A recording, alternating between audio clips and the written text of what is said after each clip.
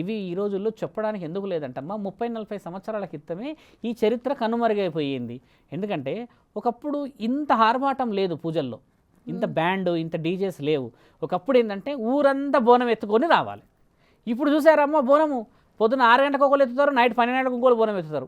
అంటే టైం అనేది ఒకటి పాటించట్లేరు. కానీ కొన్ని గ్రామాల్లో అందరు కలిసి వెళ్తారు బోనాలు. ఇప్పుడు గమనిస్తే గురుగారు ప్రతి ఇంట్లో కూడా ఇష్టదేవత ఆరాధనే జరుగుతోంది. ఇష్టదేవత ఆరాధనకి దేవతలు కూడా అర్హులు కాదమ్మా.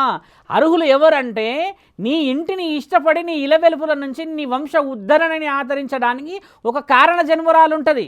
ఆ కారణ జన్మరాల వల్ల ఆమె ఇంట్లో అడుగు పెడుతుంది. అప్పటి నుంచి వంశాన్ని కాపాడుకుంటుంది. పుట్టాలమ్మ, ఎంతమంది తెలుసు పుట్టాలమ్మ తల్లి ఎల్లమ్మ తల్లి అని? ఎవరికీ తెలియదు. కానీ ఈ యొక్క కడప, కర్నూలు, నెల్లూరు, ఈ ఒంగోలు ప్రాంతంలో పుట్టాలమ్మకి వివరంగా ఉంది. మళ్ళీ పుట్టాలమ్మ విషయమైనాక అక్కడ ముఖ్యంగా ఆరాధించే దేవత గంగాలమ్మ. గంగాలమ్మ వచ్చేసి ఆంధ్ర ప్రాంతంలో చిత్తూరు ప్రాంతంలోనే ఆరాధిస్తారు, తిరుపతి ప్రాంతంలోనే ఆరాధిస్తారు. ఇప్పుడు మన దగ్గర గంగమ్మను ఆరాధిస్తామా?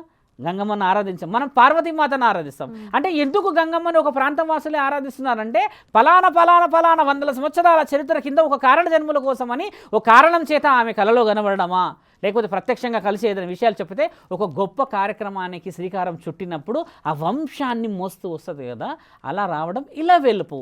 వంశధారకులని పోసే ఈ పురుషులు ఎవరైతే ఉంటారమ్మా, కులదైవాన్ని కూడా అలాగే సంవత్సరాల క్రితం ఒక కారణ జన్ముడి చేత నీ వంశానికి ఈ పేరు వచ్చిందంటారు. ప్రతి వంశంలో ఒక మాట ఉంటుంది ఏంటంటే అమ్మా, పలానా మీ తాత ఎంతో గొప్ప పేరు అంటారు. ప్రతి ఒక్క వంశంలో ఉంటుంది చూడండి. మీరెందుకు మరి ఇలా అయిపోయారు అని అన్నప్పుడు వాళ్ళ తాత గురించి చెప్తారు. అంటే ఎవరో ఒక పుణ్యం కదా, మనం చేసుకున్న పాపాలన్నీ మనల్ని అనుభవించేలా చేసుకొస్తాయి చూడమ్మా ఈ కులదైవం ఇలవేల్పులు లేకపోతే.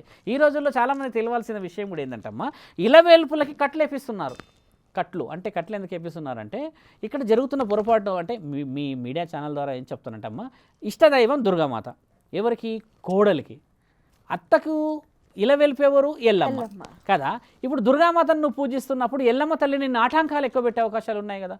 ఎందుకంటే నా ఇల్లు ఎల్లమ్మ తల్లి ఇల్లు, అది ఎల్లమ్మ తల్లి కుటుంబం, అది ఎల్లమ్మ తల్లికి పరమాత్ముడు ఇచ్చిన బాధ్యత కదా. ఈ బాధ్యతలన్నీ ఏం చేస్తారంటే దుర్గామాత పేరు మీద ఎన్నో చేస్తున్నప్పుడు స్వయంగా దుర్గామాత కూడా పూజని స్వీకరించే హక్కు లేదమ్మా.